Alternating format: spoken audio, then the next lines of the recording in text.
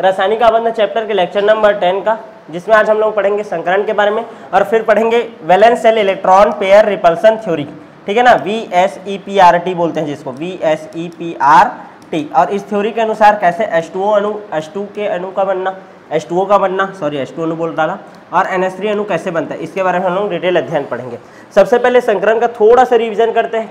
क्या पढ़े थे? संकरण का परिभाषा क्या दिया था? जब दो समान या लगभग समान ऊर्जा के कक्षक अपनी ऊर्जा का पुनर्वितरण करते हैं और उतनी ही संख्या में नए कक्षकों का निर्माण करते हैं जितने की वे भाग लिए रहते हैं, तो उसे क्या बोलते हैं? संकरण।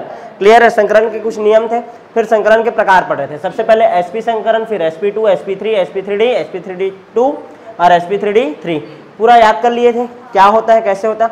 आज हम लोग पढ़ेंगे सबसे पहले तो ऑर्गेनिक कंपाउंड जो रहता है ना, उसमें संकरण कैसे ज्ञात किया जाता है। ऑर्गेनिक कंपाउंड मतलब जब कार्बन और हाइड्रोजन निश्चित अनुपात में मिलते हैं, कार्बन और हाइड्रोजन निश्चित अनुपात में मिलते हैं तो एल्केन का और एल्काइन का निर्माण करते हैं। तो किस तरीके से एल्केन में संकरण होता है, किस तरीके से एल्केन में संकरण होता है, किस तरीके से एल्किन में संकरण होता है और किस तरीके से एल्काइन में संकरण होता है, इसके बारे में हम लोग अध्ययन करेंगे। एल्केन का फॉर्मूला होता है CnH2n+2, इसका फॉर्मूला होता है CnH2n और ये होता है CnH2n-2।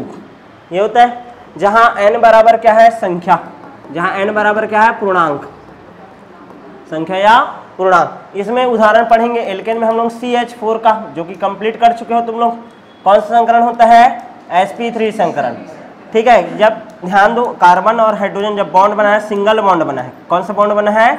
Single bond. यानी सिंगल बॉन्ड कभी भी दिखे तो तुम्हारे दिमाग में चलना चाहिए कौन सा संकरण होता होगा? वो sp3 संकरण। कौन सा संकरण?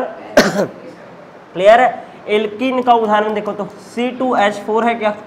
C2 एक कार्बन दूसरा कार्बन, H4 एक हाइड्रोजन दूसरा हाइड्रोजन, एक हाइड्रोजन दूसरा हाइड्रोजन। कार्बन का संयोजकता कितना होता है? 4। अभी कितना कंप्लीट हुआ है?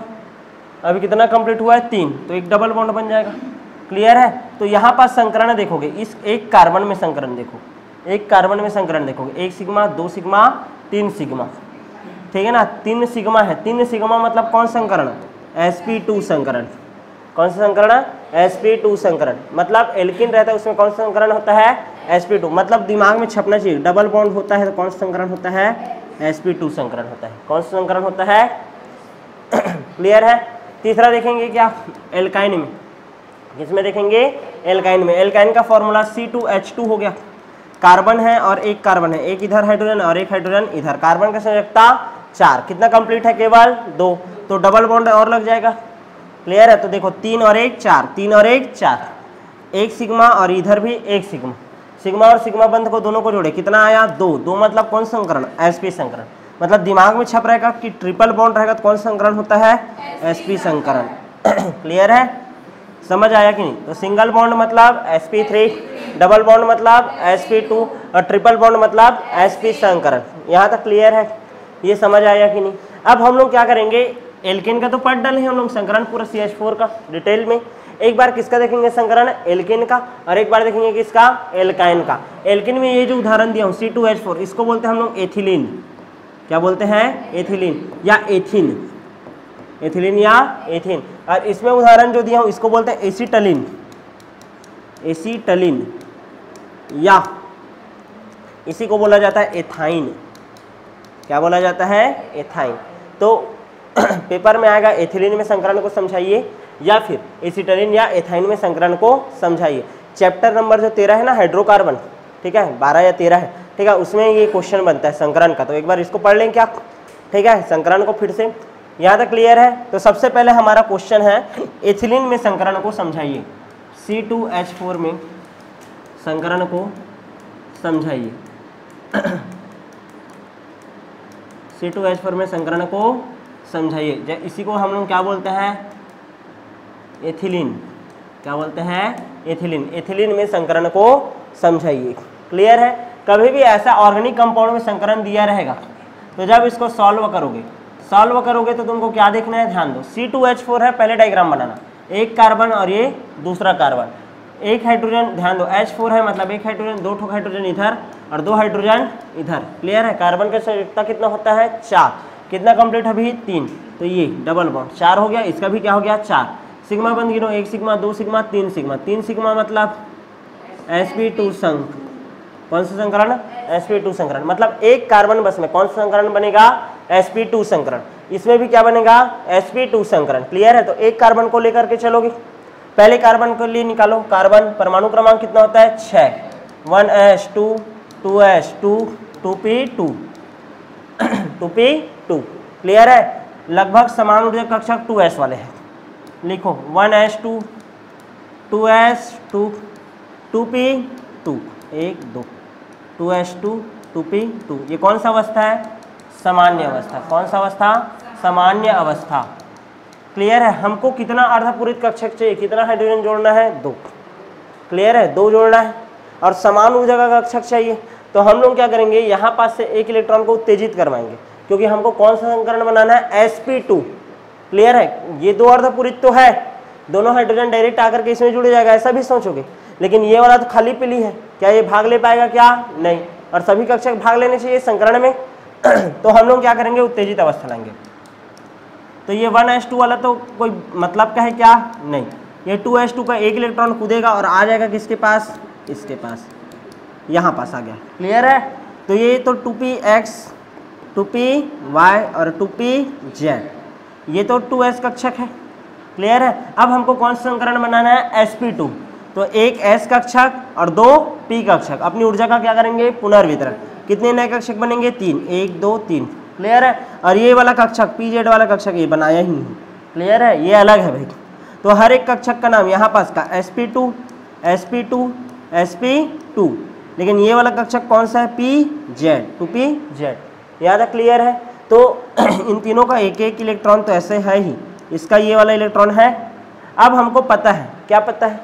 कि हम लोगों को कितना हाइड्रोजन रखना है? 2 हाइड्रोजन। कितना हाइड्रोजन भाग लेना है? 2 हाइड्रोजन। तो एक हाइड्रोजन को यहाँ जोड़ो और दूसरे हाइड्रोजन को यहाँ जोड़ो। क्लियर है कि नहीं? ये एक कार्बन के लिए पूरा क्रियाकलाप किए हैं। ठीक है, चलो संकरित कक्षक टोटल कितना है आपका? टोटल कितना है? 3 है ना? चलो बनाओ तीनों संकरित कक्षक।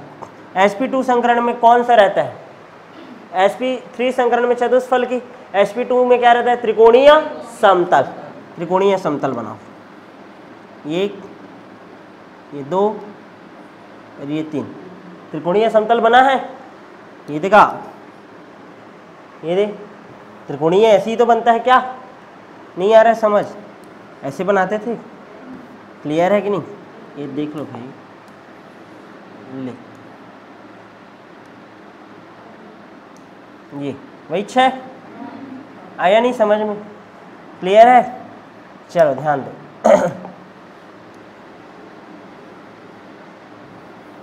ध्यान से समझना ना। ये 1, ये 2 और ये 3 त्रिकोणीय समतल बन गया। क्लियर है? ये तीनों एक साथ मिल गया ना, संकरित कक्षक है। इस संकरित कक्षक का नाम क्या है? sp2। इसका नाम भी क्या है? sp2। इसका नाम भी क्या है? sp2। ऐसा टाइप का समझो। यहाँ तक क्लियर है? त्रिकोणीय टाइप का दिख नहीं रहा है, टी टाइप का दिख रहा है। थोड़ा सा चेंजेस करते हैं। कैसे थोड़ा सा चेंजेस कर देते हैं? देखो त्रिकोणीय दिखिए, ये अब दिखेगा। क्लियर है? अब क्लियर कट हुआ। यहाँ तक समझ आया? ठीक है। अच्छा, ये तीनों हो गया। 2pz जेड कक्षक है। तुम लोगों को पता है क्या होता है? x एक्सिस, y एक्सिस और ये z एक्सिस। क्लियर है? मतलब अब जो बनेगा जेड कक्षक को अलग कलर से बना देता हूँ मैं। ठीक है ना? ऐसा बना है, एक ही ठोक है ना, वो डंबल शेप्ड रहता है ना रे। देख, क्लियर है? ये बन गया। यहाँ तक समझ आया कि नहीं? ठीक, तो देख लो भाई, ऐसा बना। क्लियर है? ये एक कार्बन के लिए पूरा क्रियाकलाप बताया हूँ। एक और कार्बन है क्या इसमें? क्या केवल एक कार्बन है क्या? नहीं, एक और कार्बन है ना, तो उसके लिए भी तो वैसे ही होगा। तो सेम टू सेम। तो ये हमारे दूसरे कार्बन के लिए, दूसरे कार्बन के लिए। अच्छा, यहाँ पर देखो हाइड्रोजन को ला करके जोड़ा हूँ। 2 हाइड्रोजन, हाइड्रोजन में कौन सा कक्षक रहता है? एस कक्षक। तो एस कक्षक भी बना देता हूँ ना मैं भाई। ये एक एस कक्षक और ये दूसरा एस कक्षक। क्लियर है कि नहीं? समझ आ रहा है कि नहीं? ये एस कक्षक है, ये एस कक्षक है। किसका एस कक्षक? हाइड्रोजन का। किसका? हाइड्रोजन का। तो ऐसा इलेक्ट्रॉन है इसका भी। क्लियर है? और ये सभी कक्षक कौन से कक्षक थे? sp2 और ये sp2। तो इसका इलेक्ट्रॉन ये देगा समझ आ रहा है कि नहीं? इसका एक इलेक्ट्रॉन ऐसा ही है। यहाँ तक क्लियर है? अच्छा, और ये कौन सा कक्षक है? पीजेड कक्षक। कौन सा है? पीजेड, ये पीजेड। क्लियर है? इसका इलेक्ट्रॉन वैसी का वैसी है। यहाँ तक क्लियर? Same to same. अब दूसरे का, ये एक कार्बन का कहानी क्लियर है कि नहीं? ये दे जी इतने के ही बनाए हो, कार्बन है ना, ये देख, एक हाइड्रोजन एक हाइड्रोजन, ये कार्बन, ये देख sp2 संकरण दिखाता है, एक हाइड्रोजन ये हाइड्रोजन। क्लियर है? हाइड्रोजन का क्योंकि क्या आता है 1s1, s कक्षक तो गोलाकार। क्लियर है? दूसरा एक और कार्बन है, उसके लिए भी ऐसी ही बनेगा। कैसे बनेगा? ध्यान से समझो ध्यान देना। ये एक sp2 संकरित कक्षक, 3 है ना टोटल, 1 2 3, त्रिकोणीय समतल हो गया। फिर उसके बाद एक कैसा कक्षक रहेगा? पीजेड। पीजेड कैसे बनेगा? बन गया? क्लियर है? ये सेम टू सेम जी। क्लियर है? और उसके बाद क्या होता है? एक हाइड्रोजन और ये दूसरा हाइड्रोजन। समझ आएगा कि नहीं? इसका कक्षक ये इलेक्ट्रॉन। क्लियर है? ये देखो, यहाँ तक समझ आया? ये कौन सा है? sp2 sp2 sp2, ये s कक्षक, ये भी s कक्षक। यहाँ तक क्लियर है? ये pz कक्षक है, ये देखो, इसका एक इलेक्ट्रॉन, यदि इसका सीधा है ये इलेक्ट्रॉन तो ये क्या रहेगा? उल्टा। अब क्या होगा? ये दोनों पास पास आएंगे। क्या आएंगे? पास पास। दोनों को पता है ये पहले ये ऐसे बना, सिग्मा बंध बनेगा, और ये वाला कौन सा बंध बनाया? साइड वाइज बना, तो वो वाला पाई बंध। क्या बंध बन गया? पाई बंध। तो सिग्मा बंध बना, और ये साइड वाइज वाला क्या बन गया? पाई बंध। क्लियर है कि नहीं? तो एक सिग्मा और एक पाई, और ये देख लो इसमें भी एक सिग्मा है और एक पाई है, बना। और इधर पता है एक सिग्मा, यहाँ पास एक सिग्मा, यहाँ पास भी एक सिग्मा। ये sp अतिव्यापन है, ये भी क्या अतिव्यापन है? sp अतिव्यापन। क्लियर है ना? समझ आया कि नहीं? क्लियर है? तो इस तरीके से आपका देखा जाता है एथिलीन में संकरण। केवल एक अणु का देखते हैं ना, एक कार्बन का बनाना, फिर दूसरे कार्बन, और दोनों को क्या कर देना? जोड़ देना। पहले सिग्मा बंध बनता है, फिर पाई बंध। क्लियर है कि नहीं? दूसरा देखिए आप, दूसरा हम लोग देखते हैं किसके में? एसिटिलीन अणु में संकरण, C2H2 एसिटिलीन, या इसी का नाम क्या है? एथाइन में संकरण। फॉर्मूला ही लिखना है सबसे पहले, C2H2, C2 यानी कार्बन कितना ठोक है? 2 ठोक, H2 एक हाइड्रोजन इधर एक हाइड्रोजन इधर। कार्बन का संकरण कितना, सॉरी कार्बन का संयोजकता कितना होता है जी? 4। कितना कंप्लीट है? 2, मतलब 2 और चाहिए, इस तरीके से इधर लगा। क्लियर है? कार्बन ट्रिपल बॉन्ड कार्बन, ये 4 हो गया, इसका भी कितना हो गया? 4। अब इसको देख करके बताओ, एक सिग्मा बंध, एक सिग्मा और 2 पाई, तो एक और एक कितना? 2 मतलब कौन सा संकरण? sp संकरण। कौन सा संकरण? sp संकरण। क्लियर है? अब sp संकरण के आधार पर बनाओ, एक कार्बन बस को लेकर चलना है संकरण के लिए। कार्बन परमाणु क्रमांक 6, 1s2 2s2 2p2 2p2। यहाँ तक क्लियर है? चलो सामान्य अवस्था 1s2 2s2 फिर 2p2। यहाँ तक क्लियर है? ये कौन सा अवस्था का बात है? सामान्य अवस्था।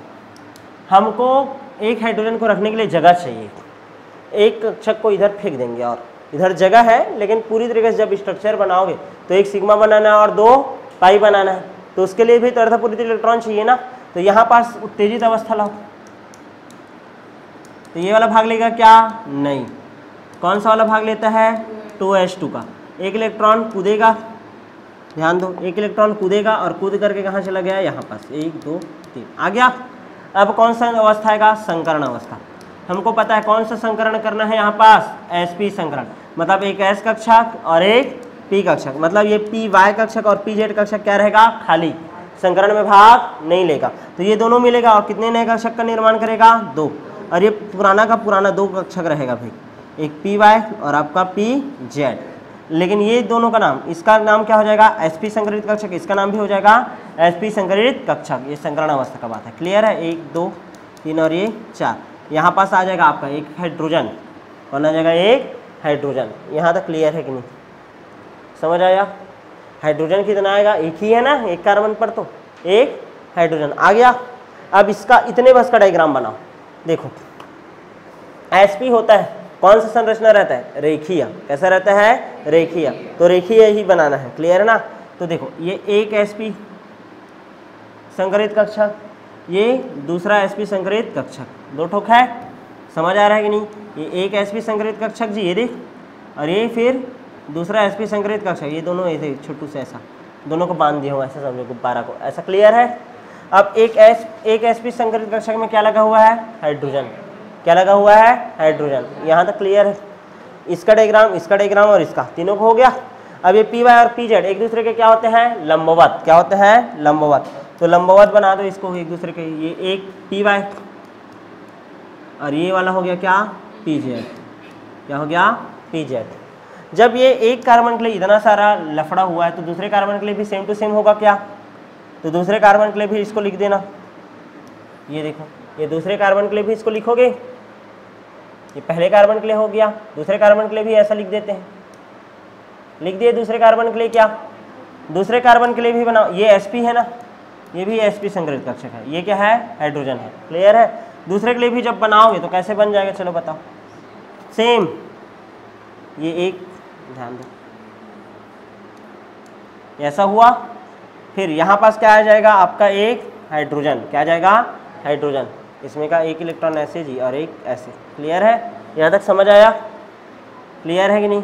ये ऐसे, इसको ऐसे कर देता हूँ, इसको ऐसे कर देता हूँ, ठीक। इलेक्ट्रॉनों को लिख दिया मैं ऐसा, इस तरीके से। अब देखो यहाँ पास क्या आ जाएगा? फिर से पी वाई और पी जेड, पी वाई और ये वाला क्या हो जाएगा? P Z. ये पी वाई हो गया और ये पी जेड हो गया, क्लियर है। ये क्या होंगे? फिर से ध्यान दो, फिर से आएंगे पास पास। पहले कौन सा बंध बनेगा? सिग्मा। कौन सा बंध बन गया? सिग्मा। ये आया, समाक्षीय अतिव्यापन हुआ, सिग्मा बंध बना। उसके बाद कौन सा अतिव्यापन होगा? यानी कि P P, side wise overlapping, ठीक है। ये एक ठोक बनेगा और ये वाला, ये दे एक ठोक, ये हो गया ना, सॉरी, पी जेड और पी जेड का हो गया। और ये वाला कौन सा वाला हो जाएगा? पी वाई और पी वाई। ये लिख देता हूँ, पी वाई और पी वाई, क्लियर है। मतलब एक सिग्मा और कितना पाई हो गया? 2 पाई, क्लियर है कि नहीं? तो ये कौन सा संकरण है आपका? sp संकरण। कभी भी जब तुम लोग ऑर्गेनिक कंपाउंड में देखोगे, ठीक है ना, कहानी जब भी, तो कैसे देखना पड़ेगा तुम लोगों को? अलग अलग। कैसे देखना पड़ेगा? अलग अलग कार्बन पर, क्लियर है ना? यहाँ तक समझ आया कि नहीं? तो इस तरीके से आपका ऑर्गेनिक कंपाउंड में संकरण क्या होता है? कंप्लीट। एक आध क्वेश्चन करे क्या?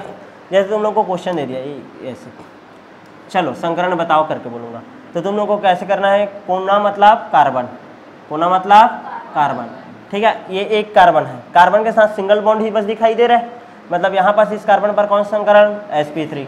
यहाँ पास कौन सा संकरण? sp3। यहाँ पास कौन सा संकरण होगा? sp3। लेकिन इस कार्बन के साथ डबल बॉन्ड दिखाई दे दिया। डबल बॉन्ड मतलब कौन सा संकरण? sp2। इस कार्बन के साथ डबल बॉन्ड दिखाई दे रहा है, मतलब इसमें भी कौन सा संकरण? sp2, क्लियर है। चलो C2CN4 का बनाओ, C2CN4 का। यदि C2CN4 का बनाना है, कार्बन, ये एक कार्बन, CN4 है, C भी कितना? 4, N भी कितना? 4, यानी कि 1 2 1 2 और एक N, ये दूसरा N, ये एक N और ये दूसरा N, क्लियर है। कार्बन का संयोजकता कितना होता है? 4, 1 2 3, तो यहाँ पर डबल बॉन्ड करके 4। यहाँ बस कार्बन का संयोजकता कितना होता है? 4। अभी कितना बना है? 1 2 3 और 1 4, ट्रिपल बॉन्ड ऐसा हुआ। यहाँ पास भी क्या आ जाएगा? Triple bond. यहाँ पास भी क्या आ जाएगा? ट्रिपल बॉन्ड, क्लियर है। यदि मैं यहाँ पास सिग्मा बंध और पाई बंध का गणना करने बोलूँ, बताओ सिग्मा बंध और पाई बंध। 1 सिग्मा 2 पाई, 1 सिग्मा 2 पाई, सिग्मा सिग्मा, 1 सिग्मा 2 1 पाई, 1 सिग्मा 1 सिग्मा सिग्मा, 1 सिग्मा 2 पाई, 1 सिग्मा 2 पाई। टोटल कितने सिग्मा? सिग्मा टोटल गिनो, 1 2 3 4 5 6 7 8 9, कितना आया? 9। पाई गिनो, 2 2 4 2 8 8 और 1 9, 9 सिग्मा और 9 पाई। यदि संकरण निकालने बोलूं, चलो बताओ संकरण। इस कार्बन पर संकरण कौन सा होगा? sp। इस कार्बन पर कौन सा? इस कार्बन पर sp2, डबल बॉन्ड। यहाँ पास कौन सा? इस पर sp। समझ आया कि नहीं? तो इस तरीके से कभी भी हम लोग संकरण निकाल लेंगे। क्लियर कट है? यहाँ तक समझ आया कि नहीं? आगे बढ़ जाऊँ मैं, नेक्स्ट करें? ठीक, देख लो भाई, कहाँ कार्बन है? C2CN4 है। क्या दिख रहा है तेरे को? 4 2 6 ना। क्लियर हो गया? चलो ठीक है। संकरण ज्ञात करने का एक दूसरा विधि देखो। ठीक है, संकरण ज्ञात करने का अब हम लोग देखेंगे फॉर्मूला। क्या देखेंगे? फॉर्मूला। संकरण ज्ञात करने का एक फॉर्मूला दिया जाता है, Z is equal to 1/2 valence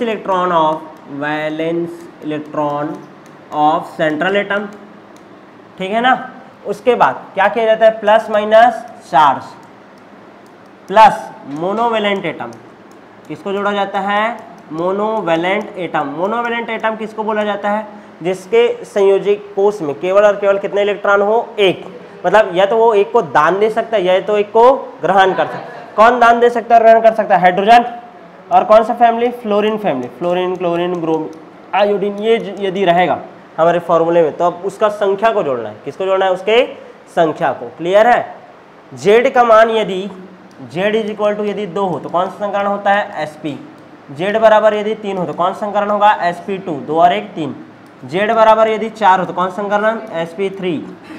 Z बराबर यदि 5 हो तो कौन सा संकरण? sp3d।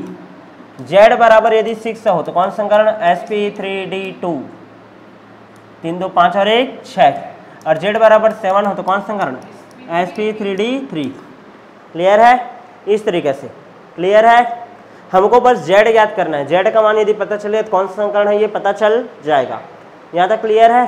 तो देखो भाई कैसे होता है, एग्जाम्पल से समझो। एग्जाम्पल कुछ ही करवाऊंगा मैं, ज़्यादा से ज़्यादा 4। ठीक है ना?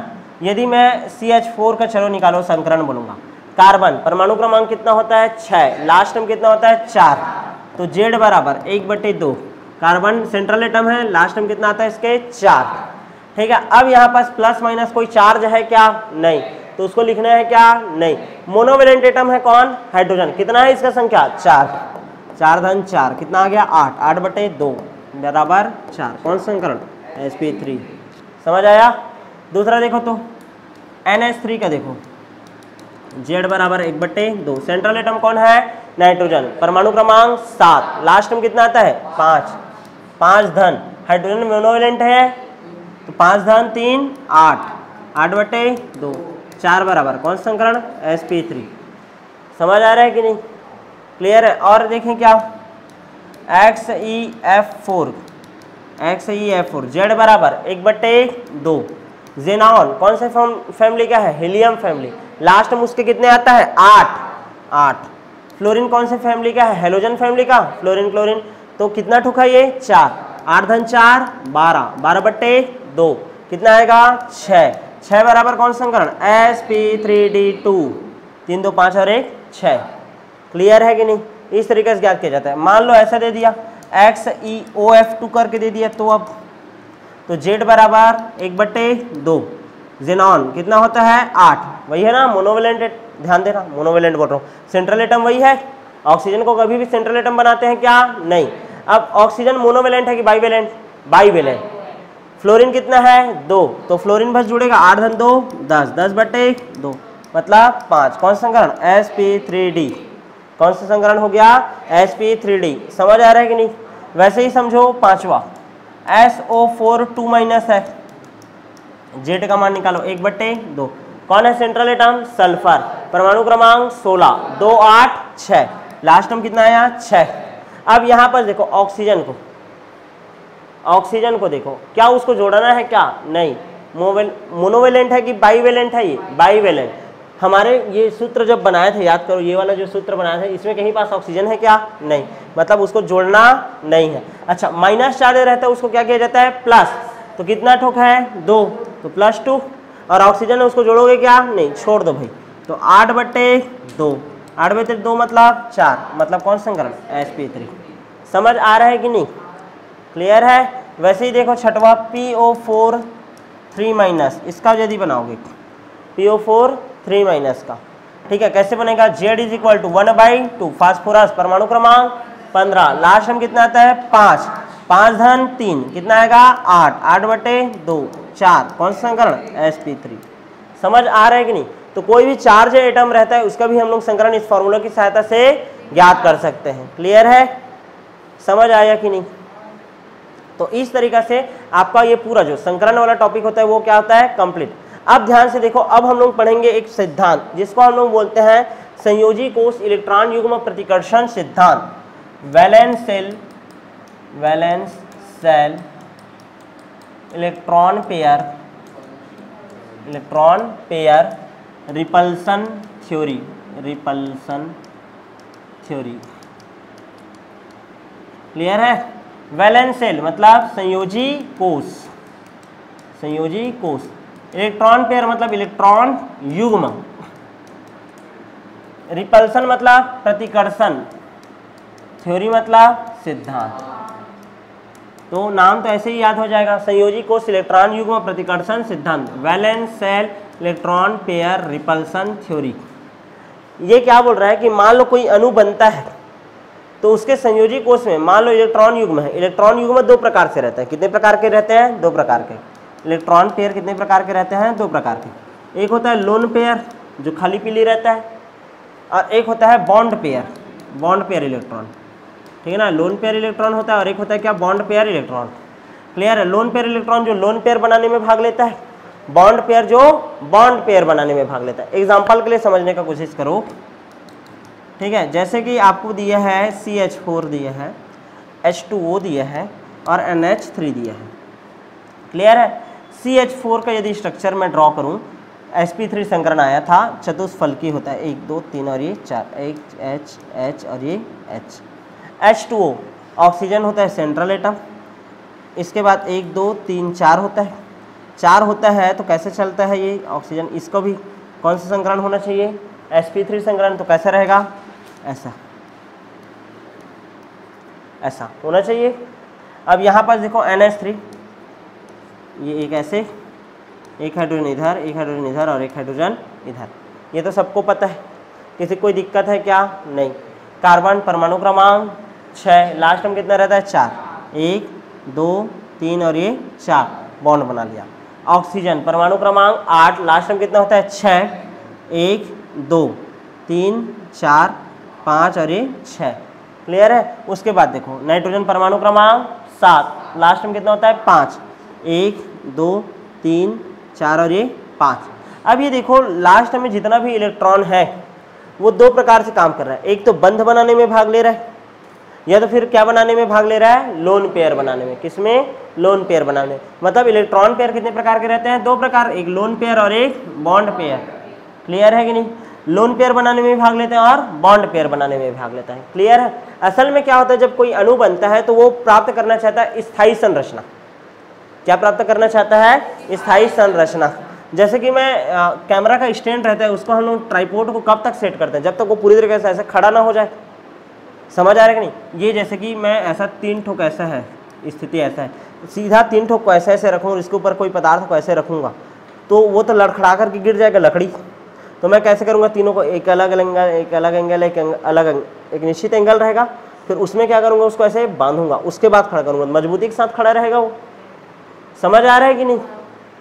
क्लियर है। जैसे कि 3 ठोक लकड़ी है, इसके ऊपर मेरे को कुछ दिया रखना है। क्लियर है ना, गिरना नहीं चाहिए। तो तीनों, और ऐसा है कि जमीन में गड्ढा खन करके नहीं रखना है मेरे को। तीनों लकड़ी फिर क्या करोगे, ऐसे ऐसे और ऐसे बांधोगे ताकि वो एकदम निश्चित तरीके से क्या हो जाए, स्टेबल हो जाए। उसके बाद उसके ऊपर रखोगे, फिर कितना हवा है कुछ भी हो जाए वो गिरेगा क्या, नहीं। क्लियर है कि नहीं। सेम टू सेम ऐसा ही सोचो कि ये जो लोन पेयर है और बॉन्ड पेयर है वो एक दूसरे को इतना तब तक प्रतिकर्षित करते हैं, चूंकि ये भी इलेक्ट्रॉन है, ये भी क्या है, इलेक्ट्रॉन। इनमें क्या होगा, प्रतिकर्षण। 3 प्रकार से प्रतिकर्षण होता है। एक तो होता है लोन पेयर प्रतिकर्षण, एक होगा क्या, लोन पेयर और बॉन्ड पेयर प्रतिकर्षण, और एक होगा बॉन्ड पेयर प्रतिकर्षण। क्लियर है कि नहीं। यहाँ पास देखो बॉन्ड पेयर के बीच में प्रतिकर्षण, यहाँ पास देखो लोन पेयर और लोन पेयर, यहाँ पास देखो लोन पेयर और बॉन्ड पेयर, और ये क्या है, बॉन्ड पेयर और बॉन्ड पेयर। तीनों टाइप का प्रतिकर्षण दिखाई दे रहा है तुमको अणुओं में। दोनों लोन पेयर के बीच में, एक लोन पेयर और एक बॉन्ड पेयर के बीच में, फिर एक बॉन्ड पेयर और सबसे ज़्यादा जो प्रतिकर्षण होता है, सबसे ज़्यादा जो प्रतिकर्षण होता है वो लोन पेयर और लोन पेयर के मध्य में होता है। सेकंड नंबर में जो प्रतिकर्षण होता है यानी कि सबसे ज़्यादा दूरी में कौन रहेंगे, लोन पेयर और लोन पेयर। फिर कम दूरी में कौन रहेगा, लोन पेयर और बॉन्ड पेयर। और सबसे कम दूरी में कौन रहना चाहता है, बॉन्ड पेयर और बॉन्ड पेयर। मतलब सबसे ज़्यादा प्रतिकर्षण लोन पेयर प्रतिकर्षण होता होगा। उसके बाद कौन सा वाला होता है, लोन पेयर और बॉन्ड पेयर प्रतिकर्षण होता है। और सबसे कम प्रतिकर्षण होता है किसके बीच में, बॉन्ड पेयर और बॉन्ड पेयर के बीच में। क्लियर है कि नहीं, समझ आ रहा है। तो इस कारण जो अणु का ज्यामिति है वो सबका तो सेम है, क्या है, चतुष्फलकी, सेम टू सेम है। अभी क्या है, चतुष्फलकी, लेकिन प्रतिकर्षण के कारण इनका आकृति क्या हो जाता है, बदल जाता है। क्लियर है ना। तो ध्यान दो, यहाँ पास तो कोई लोन पेयर बॉन्ड पेयर वाला है नहीं कहानी, तो इसका जो ज्यामिति है वही क्या होगा, आकृति। चतुष्फलकी है वही आकृति हो जाएगा, आकृति भी क्या होगा, चतुष्फलकी। लेकिन यहाँ पास देखो चतुष्फलकी तो क्या है, ज्यामिति, ये एक दूसरे को और मैक्सिमम प्रतिकर्षित करना चाहेंगे। प्रतिकर्षित होगा तो कैसे हो जाएगा, स्ट्रक्चर देखो, ऑक्सीजन है ये हाइड्रोजन और ये दूसरा हाइड्रोजन। अब देखो ये एक लोन पेयर इधर फेंकाया है और एक लोन पेयर इधर फेंकाया है, बहुत ज़्यादा दूरी है। फिर इसका दूरी थोड़ा सा कम और इसका दूरी देखो सबसे कम। तो सबसे ज़्यादा प्रतिकर्षण कौन सा वाला हुआ है यहाँ पास, लोन पेयर और लोन पेयर। फिर कौन सा प्रतिकर्षण हुआ है यहाँ पास, लोन पेयर और बॉन्ड पेयर। और सबसे कम प्रतिकर्षण कौन सा है, बॉन्ड पेयर और बॉन्ड पेयर। तो हमको जो आकृति, ध्यान देना, ज्यामिति वही चतुष्फलकी ही है, लेकिन अब आकृति देखो, इसको तो काउंट करेंगे नहीं, लोन पेयर को काउंट करेंगे क्या, नहीं, केवल बॉन्ड पेयर को करेंगे। तो उल्टा वी दिखाई दे रहा है, उल्टा क्या दिखाई दे रहा है, वी। क्लियर है ना, उल्टा वी, यहाँ तक क्लियर है। सेम टू सेम इसमें भी देखो, एक लोन पेयर है और बॉन्ड पेयर कितना है तुम्हारा, केवल और केवल तीन है ना। मतलब लोन पेयर केवल और केवल एक, लेकिन बॉन्ड पेयर कितना है, 3। तो लोन पेयर और बॉन्ड पेयर बस प्रतिकर्षण होगा, और उसके बाद बॉन्ड पेयर तो इनका प्रतिकर्षण कम है, तो तीनों पास पास है, लेकिन ये क्या है, बहुत ही ज़्यादा दूरी में। जब इसका देखोगे तो आकृति तो क्या आ जाएगा, पिरामिड। क्या आ जाएगा, पिरामिड, क्योंकि इसको ऐसे छुपा देंगे। समझ आ रहा है कि नहीं।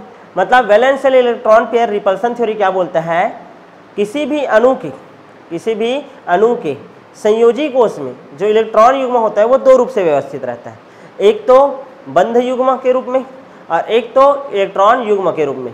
क्लियर है ना, बॉन्ड पेयर के रूप में या तो लोन पेयर के रूप में। बॉन्ड पेयर और लोन पेयर जो रहता है वो एक दूसरे को प्रतिकर्षित करेंगे, लोन पेयर को प्रतिकर्षित करेंगे और बॉन्ड पेयर को। सबसे ज़्यादा प्रतिकर्षित करते हैं लोन पेयर को।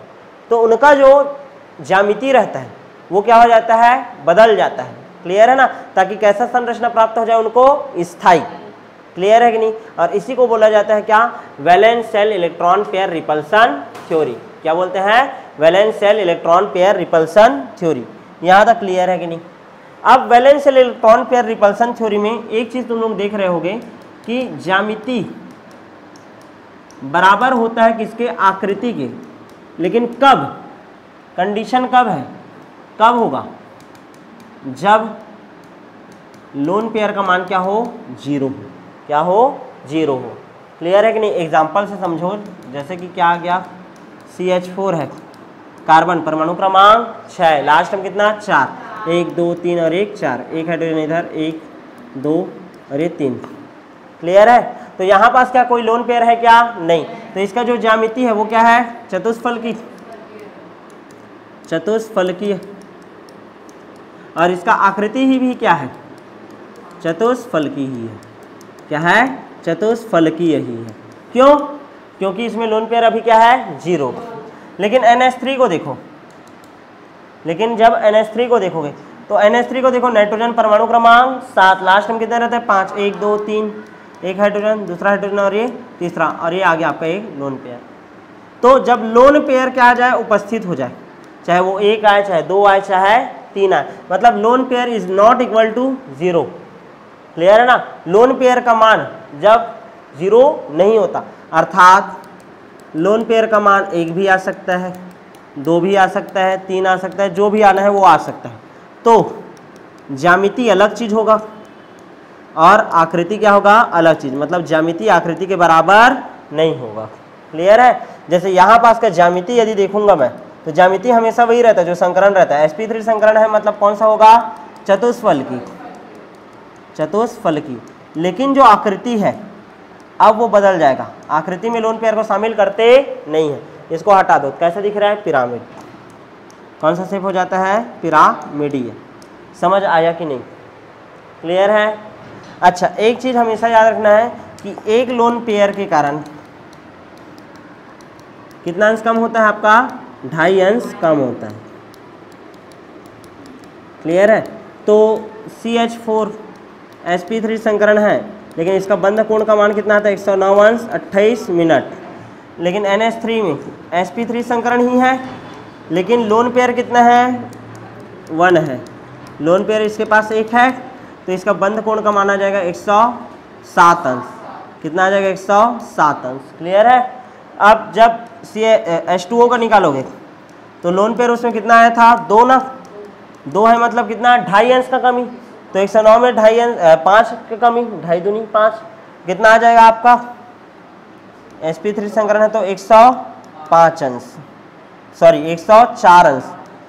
कितना आ जाएगा? 104 अंश। यहाँ तक क्लियर है? समझ आया कि नहीं? ठीक है, मतलब एक लोन पेयर है तो कितना अंश का कमी? 2.5 अंश का कमी। 2 लोन पेयर है तो 2.5 गुणित 2 कर दो रे, कितना अंश का कमी? 5 अंश का कमी। तो 109 में 5 घटा दिए, कितना है? 104 अंश। क्लियर है कि नहीं? तो इस तरीके से आपको याद रखना कि ज्यामिति हमेशा आकृति के बराबर होता नहीं है। क्लियर है कि नहीं? क्योंकि लोन पेयर यदि उपस्थित हो गया तो लोन पेयर और बॉन्ड पेयर के बीच में प्रतिकर्षण हो जाएगा। 2 ठोक लोन पेयर आ गया, लोन पेयर के बीच में प्रतिकर्षण होगा, बॉन्ड पेयर के बीच में प्रतिकर्षण होता है। प्रतिकर्षण इसी कारण होता है ताकि अणु एक स्थायी संरचना प्राप्त कर पाए। क्लियर है? और इसी को बोला जाता है क्या? संयोजी कोश इलेक्ट्रॉन युग्म प्रतिकर्षण सिद्धांत। क्लियर है कि नहीं? अब इसके आधार पर अलग अलग आकृति आपको समझाया जाता है। जैसे कि देखो XeOF2 का स्ट्रक्चर, एग्जाम्पल और समझ लें क्या? 2 एग्जाम्पल तो हो ही गया। एक और एग्जाम्पल देखो, XeOF2 जेनाम, ठीक है। Z इज इक्वल टू, चलो निकालो, 1/2, 1/2 8 आएगा। ऑक्सीजन को जोड़ोगे क्या? नहीं, फ्लोरीन को जोड़ो, 8 धन 2 10, 10 मतलब sp3d संकरण 5 आएगा ना। 8 2 10/2 री 5, 5 मतलब कौन संकरण? sp3d संकरण। कौन सा? sp3d। sp3d संकरण कैसे जमता है? त्रिकोणीय द्विपिरामिडी। क्लियर है ना? तो देखो X से E बीच में आएगा, और ध्यान से समझना, डबल बॉन्ड O, एक फ्लोरीन इधर, एक फ्लोरीन आ गया इधर, एक लोन पेयर इधर और एक लोन पेयर इधर। देखो 2 2 4 5 6 7 और ये 8। क्लियर है कि नहीं? यहाँ पास यदि तुम लोग ज्यामिति देखो, क्या है? त्रिकोणीय द्विपिरामिडी है, त्रिकोणीय द्विपिरामिडीय है। क्लियर है ना? ये देखो, ये त्रिकोण बन रहा है और एक पिरामिड ऊपर है और एक पिरामिड नीचे। लेकिन यदि हम लोग देखेंगे इसका आकृति, क्या देखें? आकृति, तो इसको छुपा दो। कौन सा शेप दिख रहा है? T shape. कौन सा शेप दिख रहा है? T shape. क्लियर है कि नहीं? तो इस तरीके से valence electron pair repulsion theory के अनुसार पर अलग अलग अणुओं का ज्यामिति क्या होता है और आकृति क्या होता है, इनमें क्या विभेद होता है, इसके बारे में बताया जाता है। यहाँ तक क्लियर है कि नहीं? और एक आध एग्जाम्पल देख लें क्या? ये क्लियर है ना? NH3 और H2O वाला हो गया, ठीक है। और एक आध एग्जाम्पल क्या हो सकता है? ये तो चलो इतना ही काफ़ी है, आपके 11वीं लेवल में तो इतना ही आएगा। NH3 आएगा, H2O आएगा, ज़्यादा आ गया तो XeOF2 आएगा। क्लियर है? ठीक है। अब जो नेक्स्ट क्लास होगा उसमें हम लोग पढ़ेंगे किसके बारे में? MOT के बारे में।